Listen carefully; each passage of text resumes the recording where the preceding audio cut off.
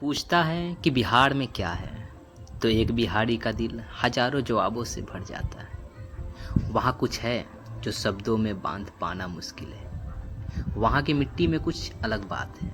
वहाँ की हवा में एक पुरानी कहानी बहती है और वहाँ के लोगों की आंखों में एक भूली हुई उम्मीद टिमटिमा जाती है। बिहार सिर्फ एक राज्य नहीं है, ये एक जज्बा है, संघर्ष का, ज्ञान का और आत्मसम्मान का।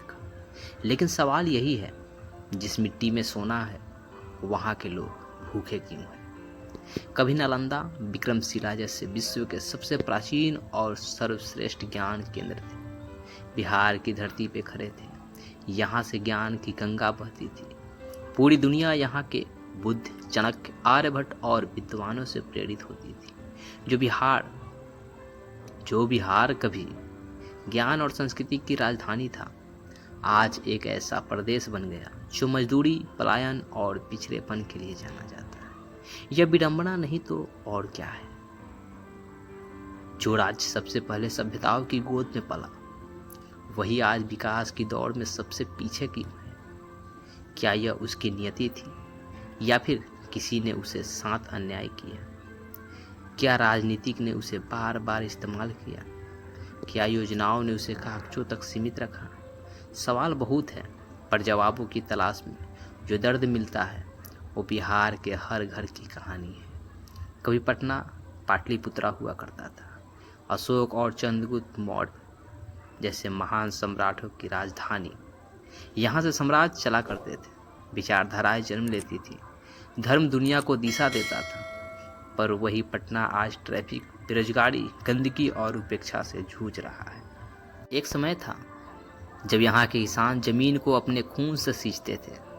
अब वे अपने दिल्ली, मुंबई के निर्माण स्थलों पे मजदूर हैं। बिहार की मिट्टी आज भी उतनी ही उपजाऊ है जितनी पहले थी। वहाँ के लोग आज भी उतने ही मेहनती हैं जितने पहले थे। फिर भी यहाँ गरीबी क्यों है?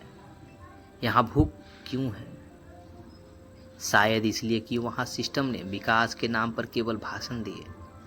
वहाँ नेताओं ने वादों से पेट भरने की कोशिश की। वहाँ योजनाओं आई पर काम नहीं हुए। वहाँ घोटाले हुए पर सुधार नहीं हुआ। बिहार में संसाधन है, नदियाँ है, खनिज है, मेहनत कश लोग हैं। लोक प्रशासन में भी इच्छा शक्ति नहीं है जो इन संसाधनों को समृद्धि में बदल सके। वहाँ की नीतियाँ अक्सर राजनीतिक लाभ के लिए बनती है, ना कि लोगों के भले के लिए।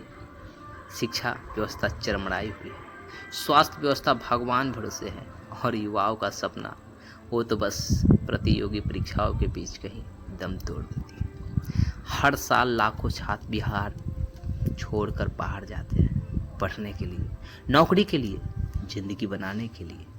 कोई इंजीनियर बनता है, कोई डॉक्टर, कोई आईएएस, कोई वैज्ञानिक, लेकिन उनका घर, उनका बिहार वहीं का वहीं रह जाता है, अधूरा, टूटा, उपेक्षित। क्यों नहीं बनती वहाँ की कोई बड़ी फैक्ट्री? क्यों नहीं खुलते नए विश्वविद्यालय? क्यों नहीं लगते IT park, hospital, startup centre? क्या बिहार के युवाओं में काबिलियत नहीं, या फिर कोई नहीं चाहता कि बिहार खड़ा हो जाए?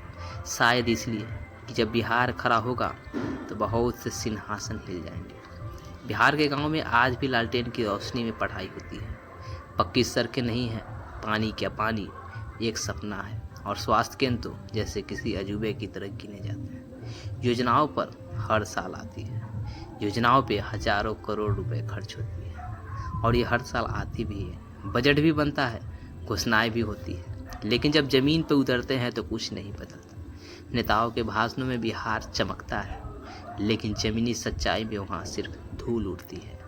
बिहार का हर नौजवान जानता है कि उसे मेहनत करनी है, दोगुनी तिगुनी मेहनत। उसे बाहर जाना है, वहाँ खुद को साबित करना है।